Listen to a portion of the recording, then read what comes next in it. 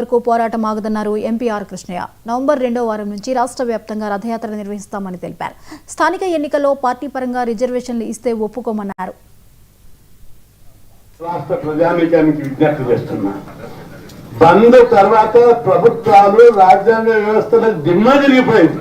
బీసీలు అంటే ఏంటిది? అవునా, ఇది నిజమేనా? రోడ్లు బంద్, బస్సులు బంద్, స్కూళ్లు బంద్, కాలేజీలు బంద్, పట్టణాలలో బంద్ చూసాం, టౌన్లలో బంద్ చూసాం, పల్లెల్లో కూడా బంద్ జరిపారు. ఈ రోజు ఇంటింటికి ఊర్లలో దుకాణాలు బంద్ చేశారు, ప్రైవేట్ లారీలు బంద్ చేశారు. చరిత్రలో నిలిచిపోయేటట్టుగా బంద్ జరిగారు. మళ్ళా ఇక్కడ హైదరాబాద్ లో కూడా ఈ బంద్ సందర్భంగా హైదరాబాద్ తో పాటు నల్లగొండ, మిర్యాలగూడ, కరీంనగర్, వరంగల్ లో అక్రమంగా మన సోదరుల మీద మొన్న లెక్క తీస్తే 350 మంది మీద కేసులు పెట్టారు.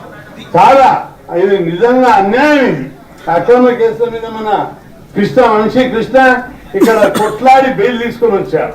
ఆయన నేను ఈ సభాముఖంగా అభినందిస్తాను. ఈరోజు ఎక్కువ మంది ఉన్నారు, నేను సన్మానం చేయాలనుకున్నా మన పెద్దలందరికీ. కానీ చాలా బిజీగా ఇంటికాడ జాతర ఉండే, నాకు జనం అంత వస్తూనే ఉంటారు. ఎక్కడికి హాస్టల్ సీట్లని, కాలేజ్ సీట్లని, ఫీజుల కన్సెషన్లని కొద్దిగా లేట్ అయ్యింది. అయితే మీ అందరికీ నేను విజ్ఞప్తి చేసేది ఏంటంటే, తూర్పుగోదావరి జిల్లా కోరుకొండ మండలం శ్రీరంగ